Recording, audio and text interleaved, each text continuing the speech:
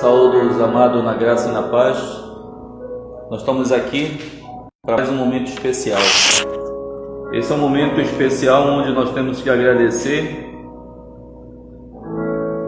em especial, a todos aqueles que se colocam à disposição da obra do Senhor. Agradecer esses homens valorosos do Ministério de Louvor pela fidelidade na hora da convocação.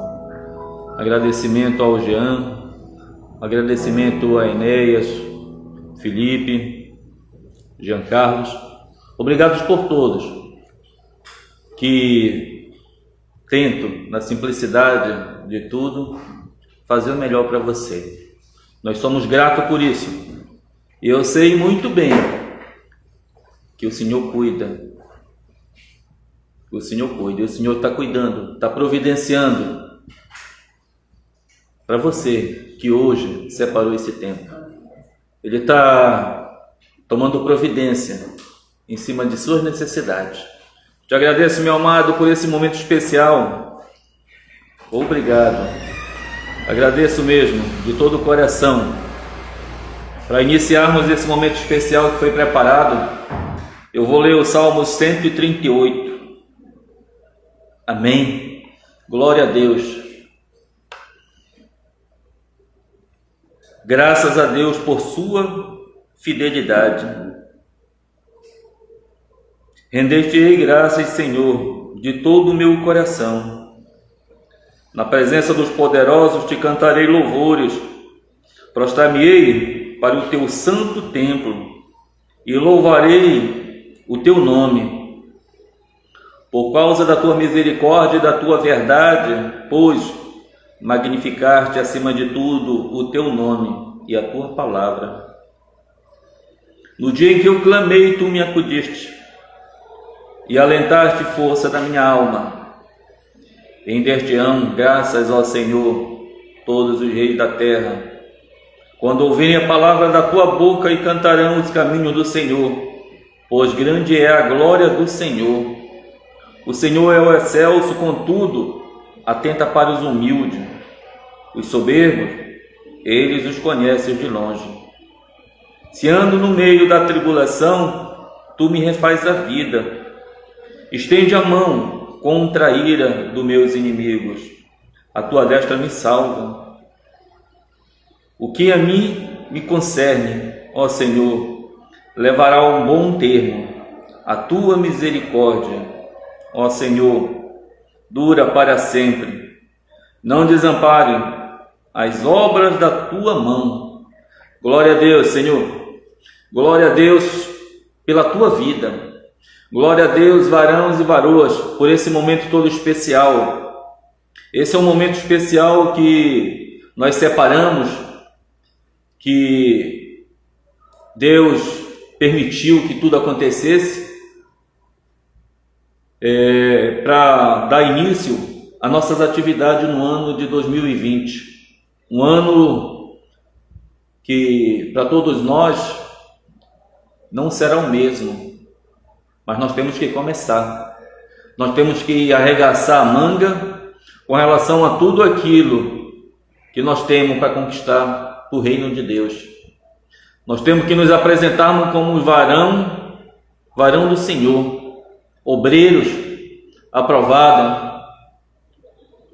E eu dou graça por esse momento.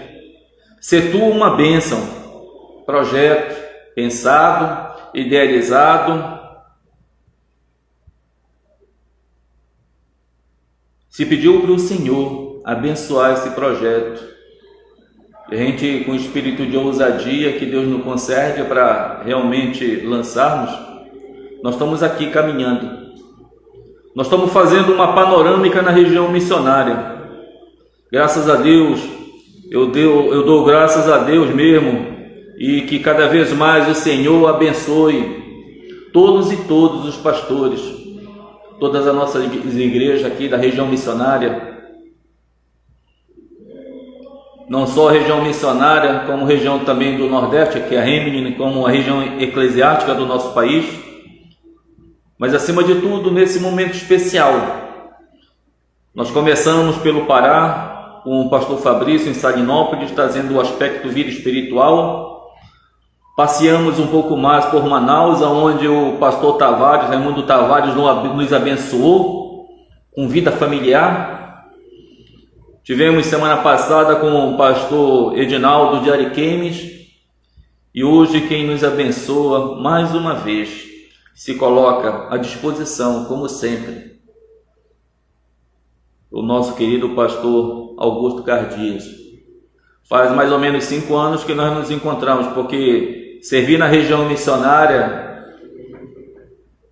é prazeroso.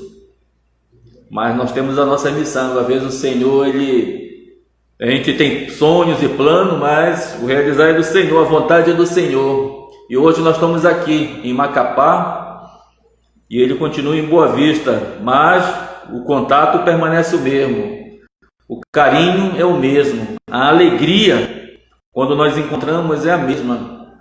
Eu dou glória a Deus.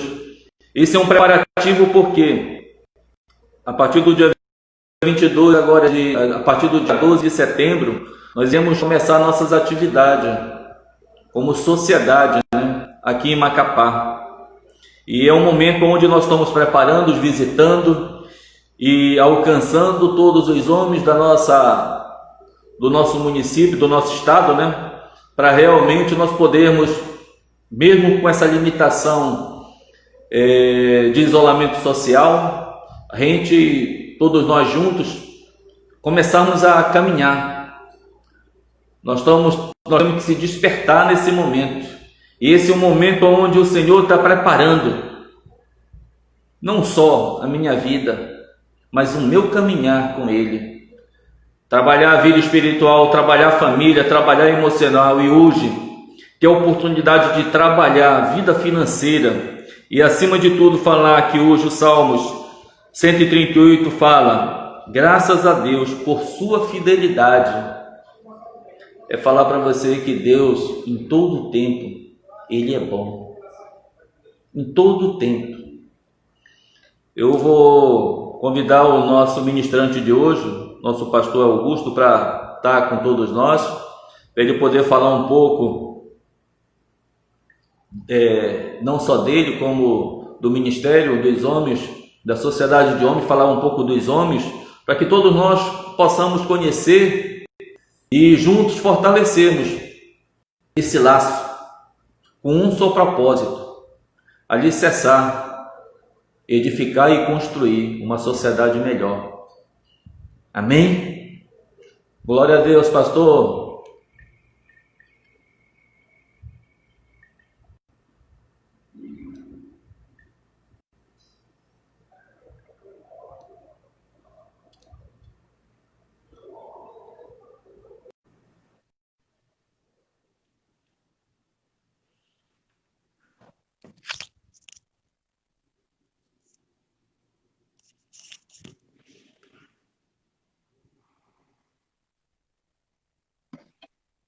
Graças a paz, meu irmão. Ei, pastor. O senhor está mais jovem, viu, pastor? O tempo passa, mas Deus é maravilhoso, né? Glória a Deus pela sua vida, viu? Saudade. Obrigado, meu pastor querido e pastor amado, por essa oportunidade de nos abençoar, estreitar esse laço. Amém. Quanto tempo não nos víamos, né? Fazia realmente um longo tempo. Eu acho que faz 5 anos, mais ou menos isso. Mas foi um momento gostoso, mais ou menos isso, onde a nossa família puderam estar junto, né, compartilhando de um momento especial e nos alegrarmos com o Senhor. E felizes porque sabemos que vocês estão caminhando e a família está com saúde, está tudo muito bem. Glória a Deus pela sua vida. Glória a Deus por esse momento especial de hoje o Senhor poder estar nos abençoando. Abençoando não só a região de Macapá, como eu tenho na certeza que todos aqueles e aquelas que vão estar nos acompanhando ao longo desse momento, ou também no momento mais oportuno, né? Eu tenho certeza que essa palavra que vai ser, tudo que vai ser dito, tudo vai ser falado hoje, nada é em vão, tudo surte efeito. E você tem hoje uma grande responsabilidade, né? Falar sobre vida financeira, né? Esse aspecto de ser uma bênção, né? Glória a Deus pela sua vida, pastor. Você tem a liberdade aí, esse nosso momento do Instagram, dessa nossa live, ela está se encerrando às 19 horas sua, tá, pastor? Ok. O senhor pode compartilhar aí, nos abençoar. Como é que estão os homens por aí? O que é que nós podemos fazer para nos fortalecermos? O que é que nós podemos fazer para ficarmos mais juntos, para edificar e aumentar esse rebanho? Amém? Obrigado. Fique à vontade, pastor. Irmãos, ok.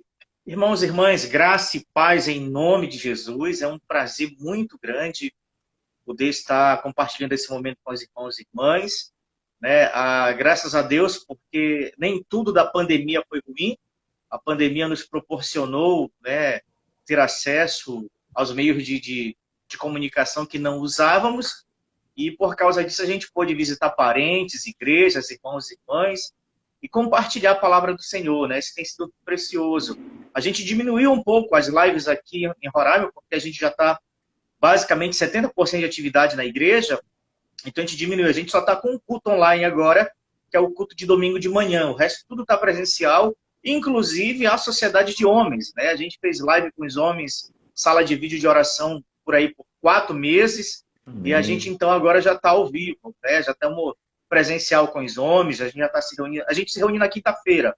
Nossa reunião dos homens é na quinta-feira. A gente tem 2 sociedades aqui em Roraima. Tem aqui do Messejana e tem a da congregação, que é do Cambará, né? Então são 2 sociedades fortes.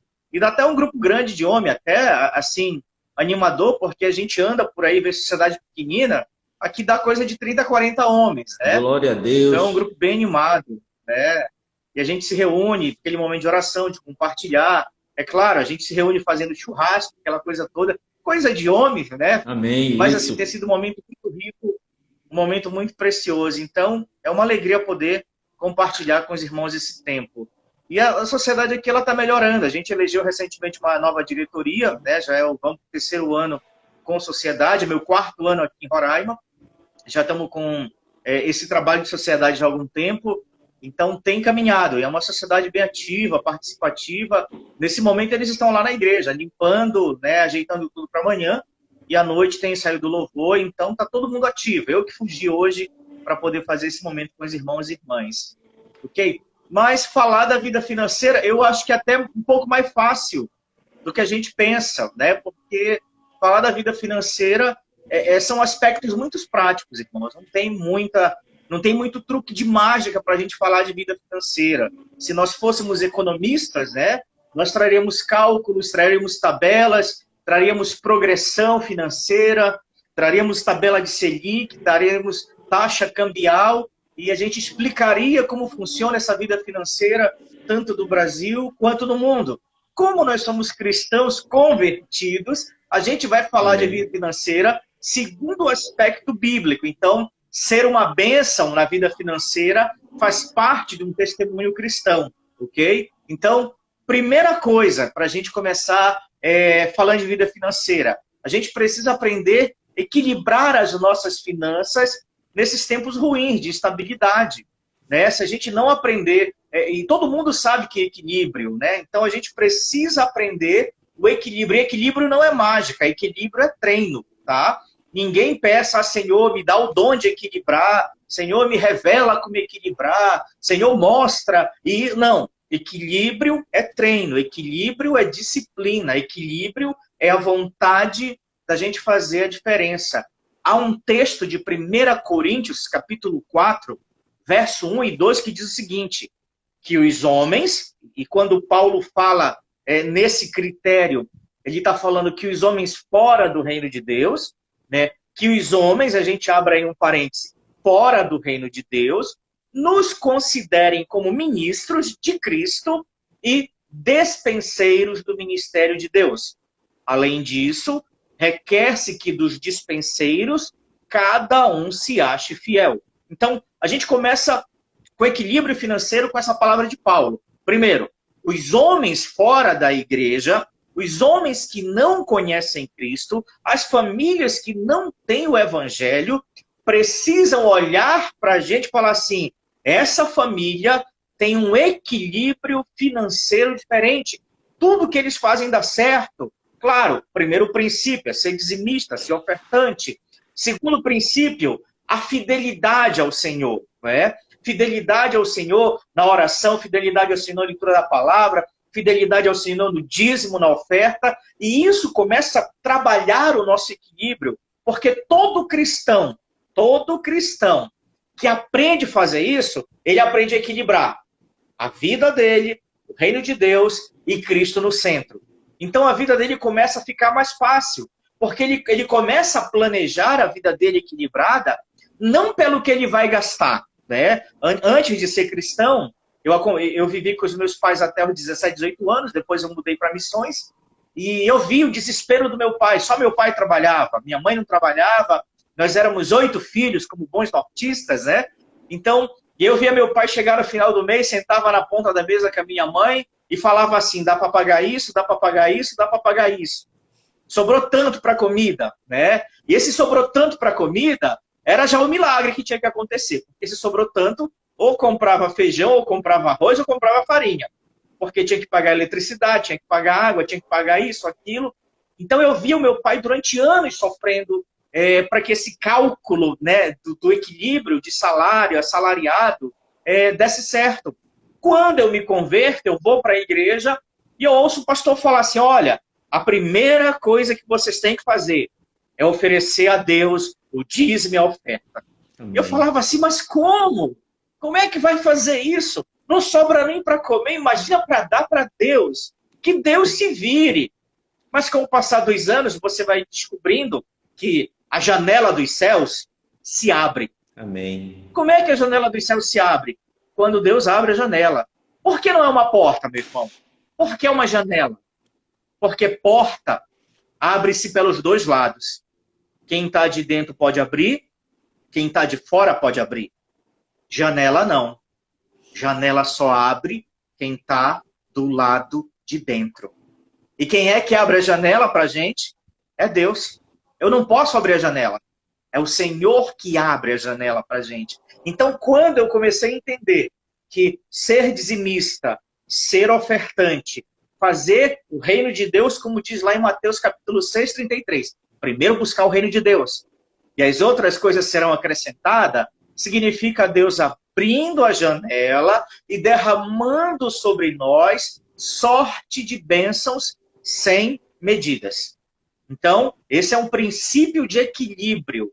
Você abre o seu coração, você treina a sua mente, você disciplina o seu gosto, o seu prazer pelo Senhor. E aí começa a equilibrar. E aí, então, o Senhor começa a nos achar fiéis. Ele diz assim, olha, eu vejo fidelidade na vida desse indivíduo. Então, como é que a gente faz isso? Primeiro, como eu falei, não tem mágica, não tem algo que você, assim, eu vou subir no monte para Deus revelar como é que a gente faz isso. Não, planeje. Planeje sua vida, planeje seus gastos, planeje aquilo que é importante, porque tem coisas que são importantes, tem coisas que são necessárias, mas tem coisas que simplesmente são gosto. E gosto a gente pode deixar de lado, né? A gente tem que pegar aquilo que é importante realmente para a nossa vida, para a nossa família, para o nosso coração. O planejamento é fundamental para equilibrar a nossa vida financeira. Tanto, né, que a própria Bíblia vai dizer em Lucas, capítulo 14, 28, que diz o seguinte, Lucas 14, 28, qual de vós, pretendendo construir uma torre, não se assenta primeiro para calcular a despesa e verificar se tem meios para concluir? Isso é Jesus falando em Lucas. Então, nós cristãos devemos pegar essa palavra do equilíbrio, da fidelidade e do planejamento e dizer, Senhor, eu vou construir a minha vida. Me ajuda a organizar isso. E uma coisa que a gente tem que aprender é pedir ajuda, né? Eu não sou economista, né? Minha mulher não é economista. Somos pastores, eu sou bom em inglês, eu sou bom em algumas coisas, mas eu não sou economista. Então, toda vez que chega numa igreja nova, eu reúno a igreja e pergunto a ele, a gente tem contador aqui no meio, tem engenheiro, tem administrador, e pela misericórdia de Deus, eu tenho tido membros, né, que são bons nessa área. Eu tenho uma contadora na igreja, e ela nunca tinha sido tesoureira. E ele disse assim, não, mas eu preciso que você dê pra gente aí um workshop, né? Eu quero chamar a igreja, eu quero que você mostre pra gente uma planilha financeira da igreja, onde a gente quer chegar, como a gente está, aonde quer chegar e como vai fazer. Chamei o engenheiro, chamei o advogado, montei uma administração, e eles então começaram a fazer um planejamento, né? Eles assim, pastor, esse mês não dá para gastar isso, mês que vem não dá para gastar aquilo. Mas se a gente não gastar isso aqui hoje, amanhã, lá daqui a 3 meses tem dinheiro sobrando, né? E isso então começa a ficar claro, é planejamento, né? E planejamento, como eu falei, é disciplina. Disciplina é espiritualidade, disciplina é busca com Deus, equilibrar a vida, é você sentar para calcular aquilo que você quer gastar. A gente sabe quanto ganha, a gente pega o dinheiro na mão, cai na conta, então a gente não pode ser meninos levados pelo vento que vai gastando de olho fechado achando que amanhã vai cair mais. Não, a gente tem que planejar.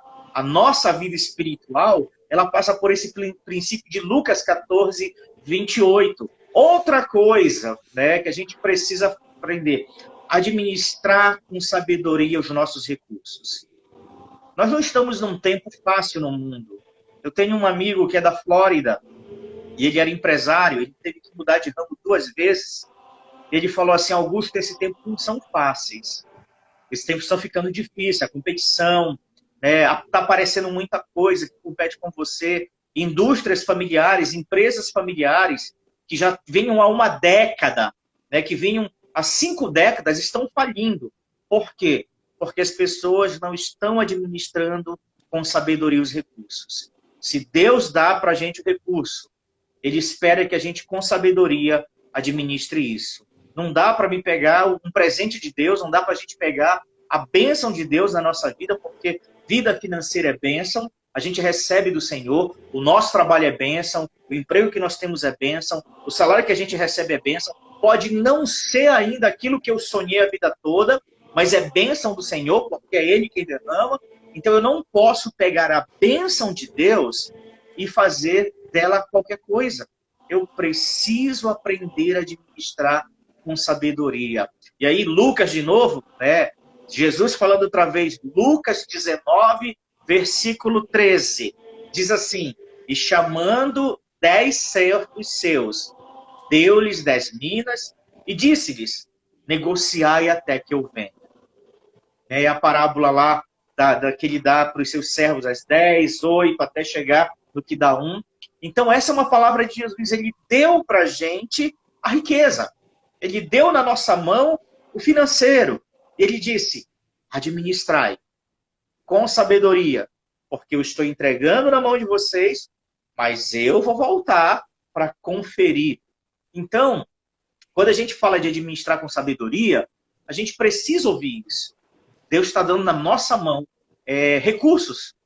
Deus está dando na nossa mão oportunidades da gente organizar, pensar, administrar, investir e até enriquecer, se for o caso. A gente não é dessa área da prosperidade diretamente, como algumas teologias, mas Deus nos dá isso, Ele nos dá com sabedoria para a gente administrar, e Ele nos chamou como servos, assim, olha, está na mão de vocês, é vocês que cuidam da igreja, é vocês que cuidam da família de vocês, é vocês que recebem isso, administra com sabedoria, porque quando a gente administra com sabedoria, a gente vai produzir bons frutos. E esses frutos vão dar outros frutos, e esses frutos vão se multiplicar. Tem coisa na nossa vida que é bênção de Deus, e ela vai se multiplicar na vida dos nossos filhos, dos nossos netos. Ele vai se multiplicar na próxima geração da igreja.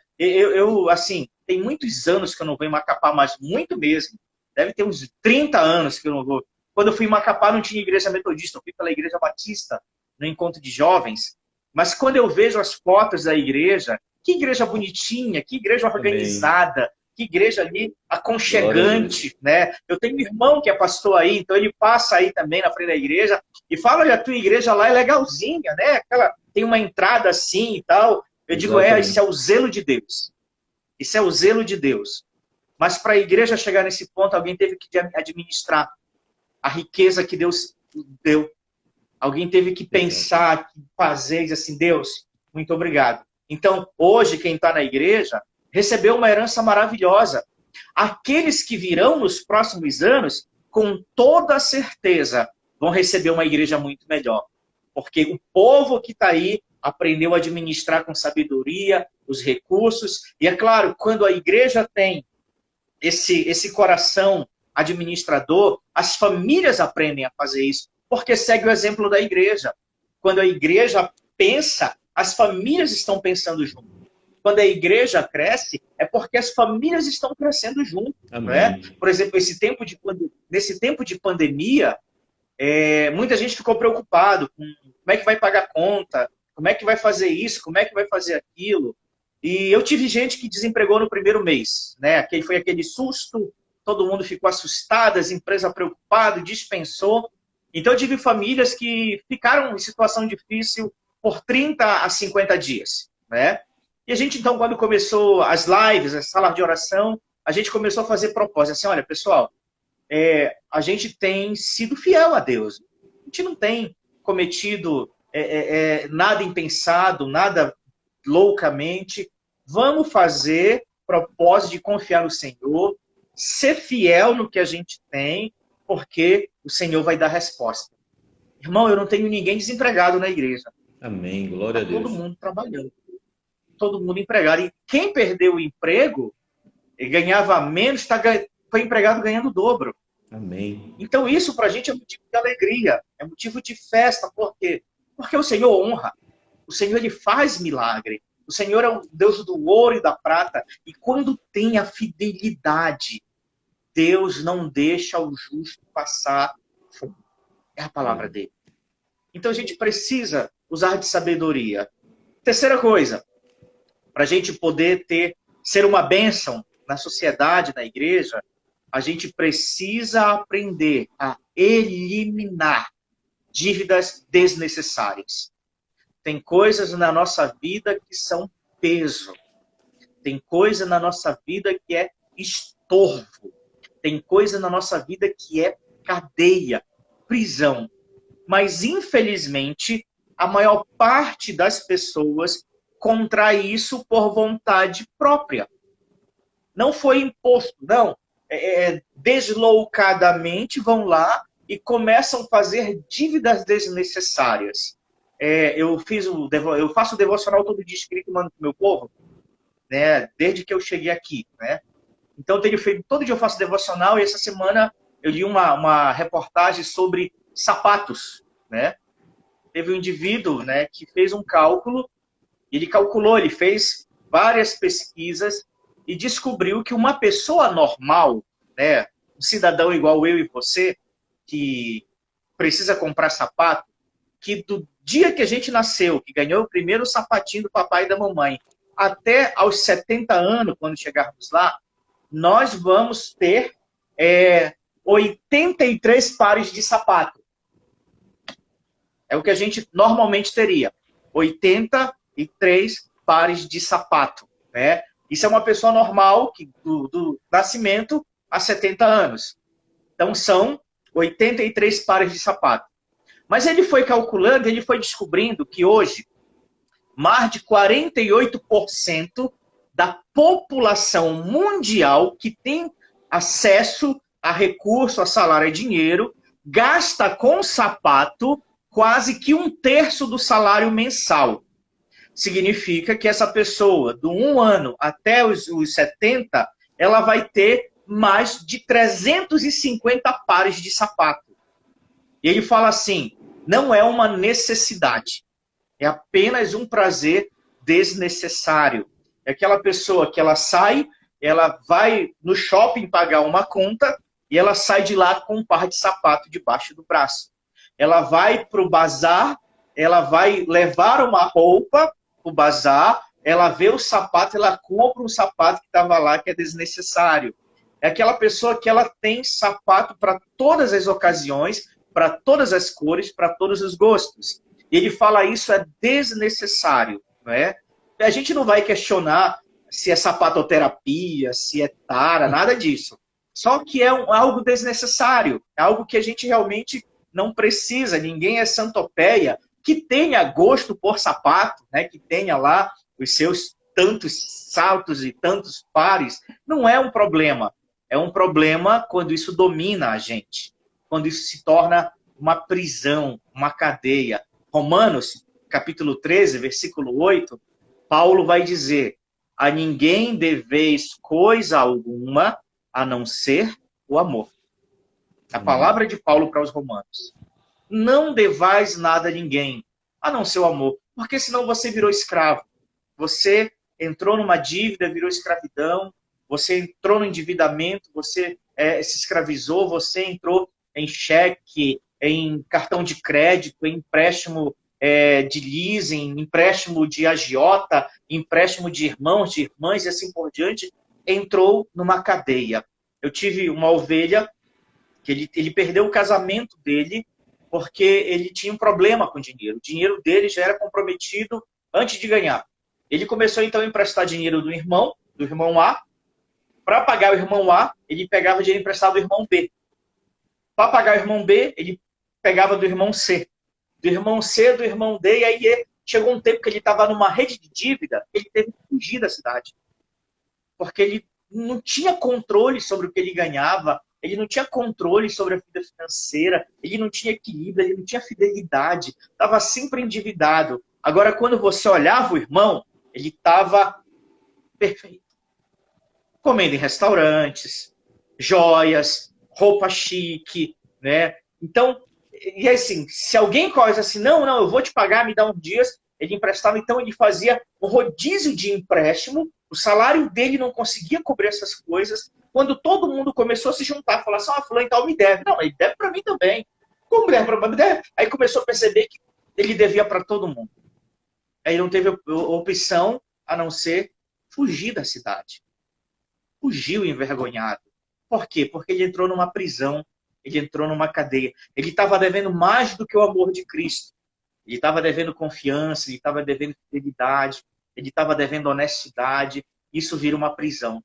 Quem não aprende a se livrar de dívidas desnecessárias, fica louco.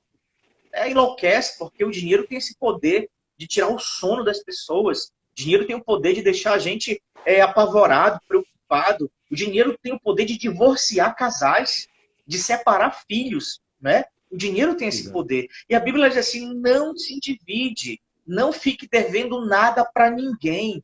Seja fiel a Deus, deva o amor. Não deu para comprar, você vai sobreviver. Os nossos pais, né, viveram com tão pouco e viveram bem, né?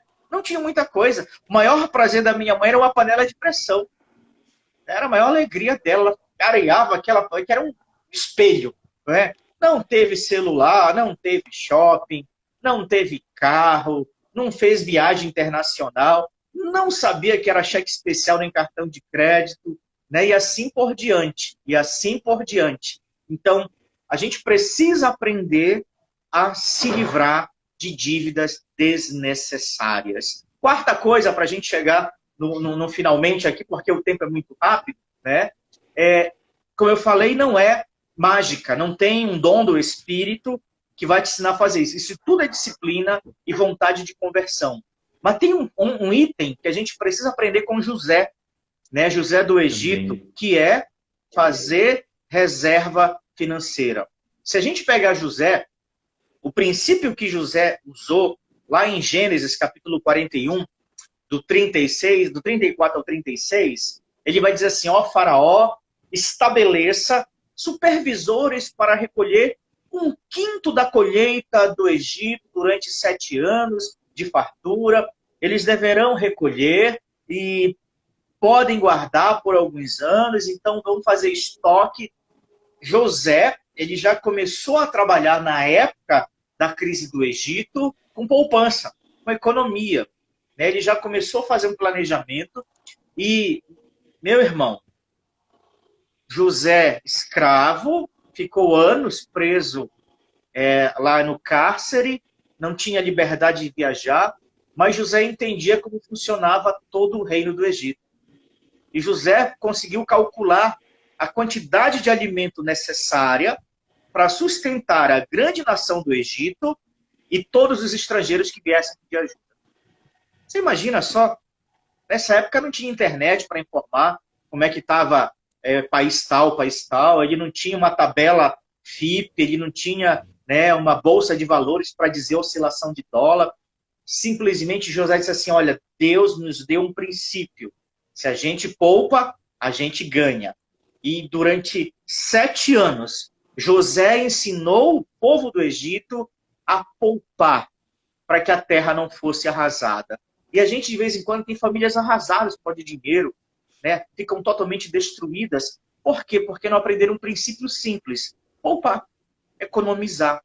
Aprender a gastar menos em algumas coisas e guardar dinheiro para as coisas importantes. Tem famílias que nunca viajaram, né, porque não tem dinheiro para férias, não tem dinheiro para lazer, não tem dinheiro para uma boa educação, porque não poupam, até ganham muito bem.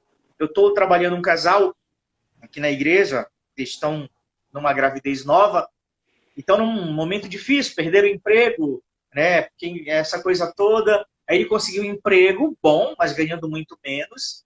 E a gente conversando, ele falou assim, mas como é que eu vou fazer ganhando tão pouco?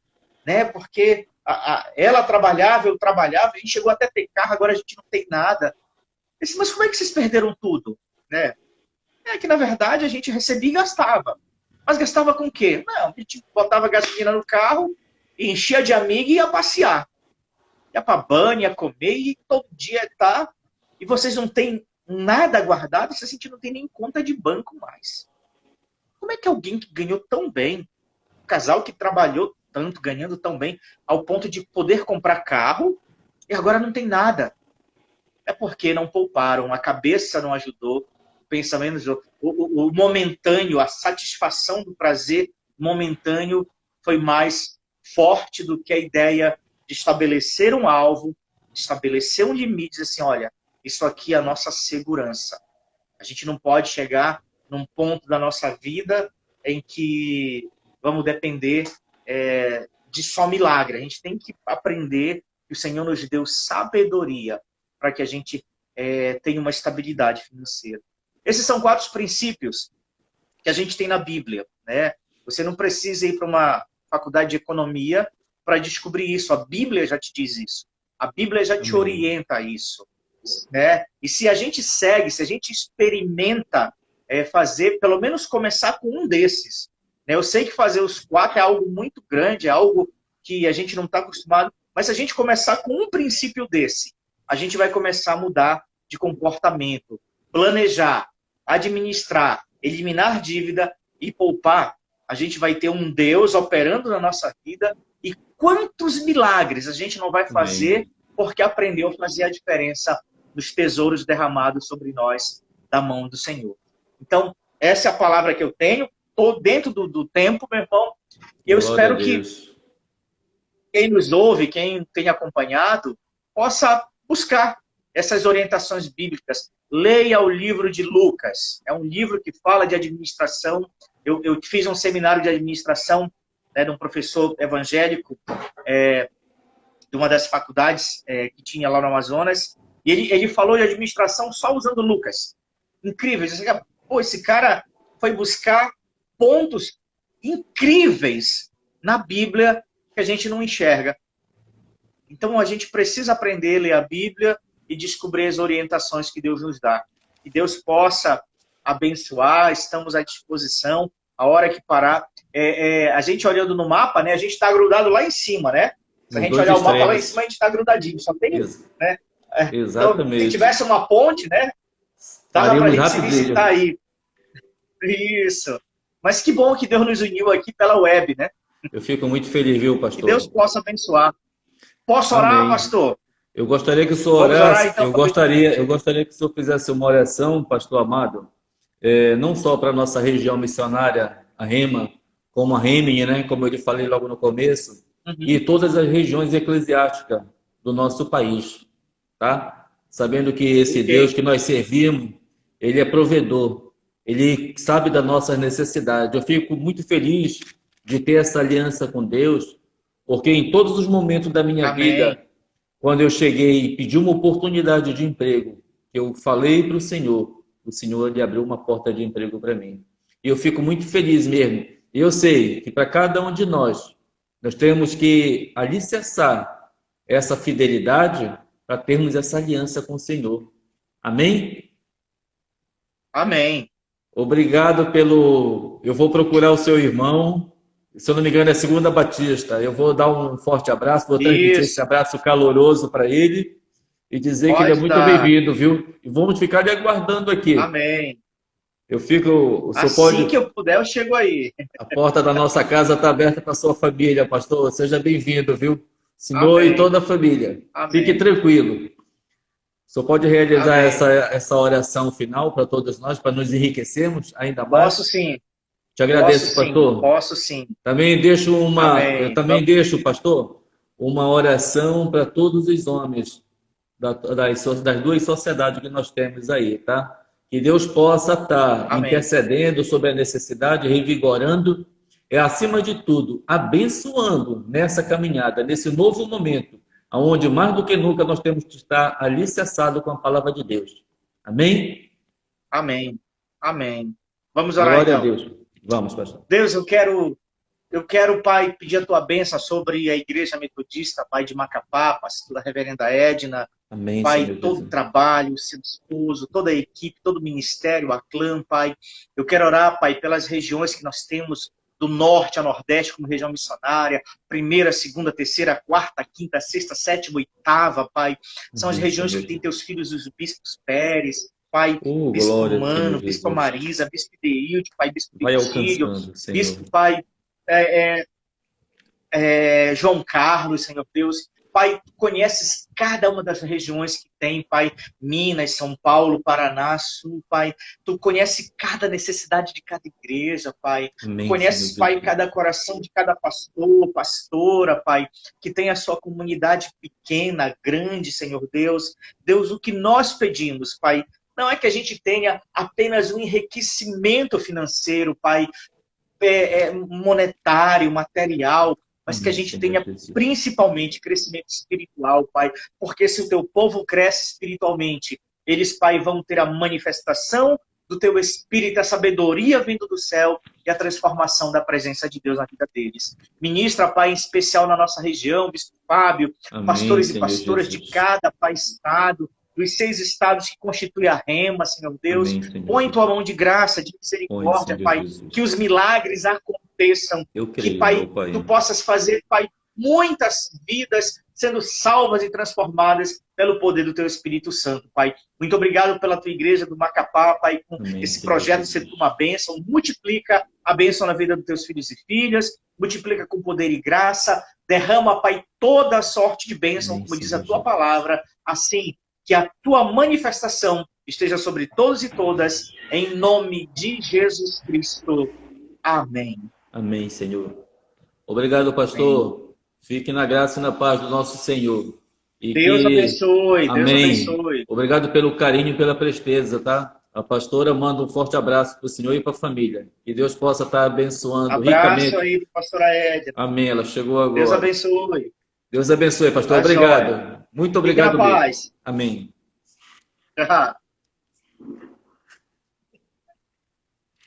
Oi, Edna.